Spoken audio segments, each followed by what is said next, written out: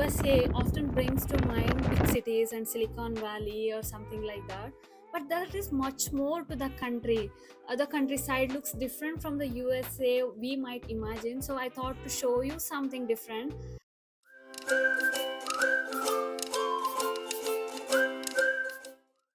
Hey guys, welcome to Zor. As the board says, it's America's most successful communal settlement. This is a charming village, historic place in the east central Ohio.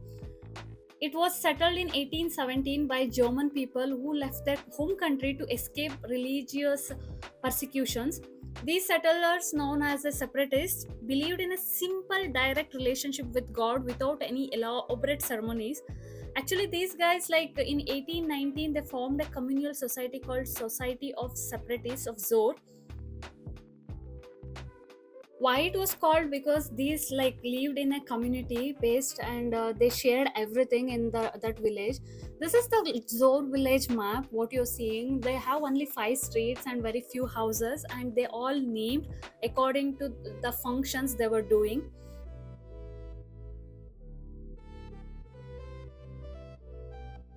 The town hall, built in 1887, was the one of the last building by the Society of Separatists of Zor built, and it housed a barber shop, band practices, and served as a post office, fire department, dance hall, and even as a jail.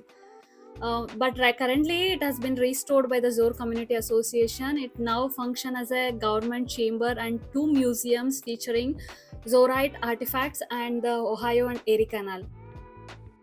The one you are seeing is now is a Zor Hotel, which is not functional currently, but it has an observatory where you could see the fantastic view of the Zor village. Currently, it is under renovation. They're doing some interior renovation. This is the Zor store. Like it acts as a general store where they sell pottery, candles, books, soap, socks, or something like that. And here comes the cobbler shop where they made and repaired the shoes for all the Zor residents. Currently, it is owned and operates as a bed and breakfast and antique shop. This is the neighborhood, like where still residents live in these places. And they have still beautiful houses, and they might have renovated them.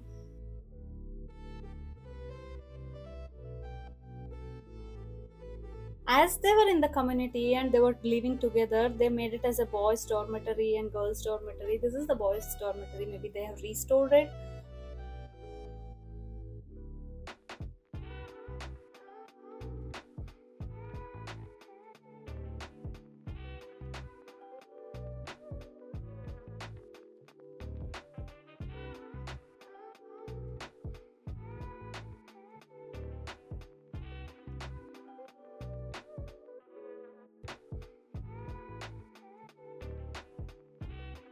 And still there are some places which are actively working. This is the cider shop.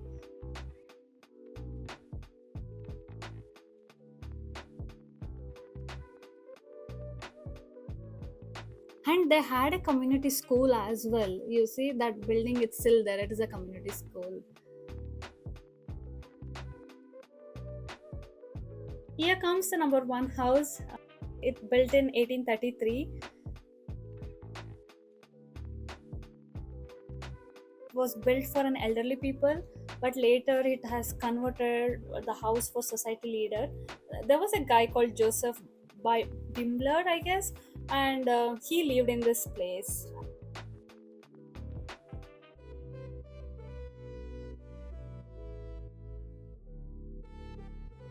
This is the washing area basically. I don't know what all these things.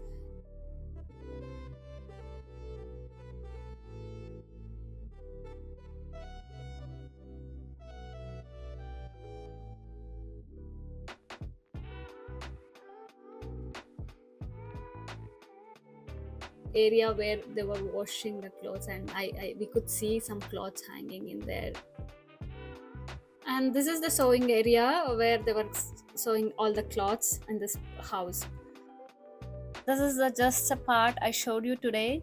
There are many more secrets this village holds, which I would like to share in the next part. Stay tuned. Until then, take care. Bye.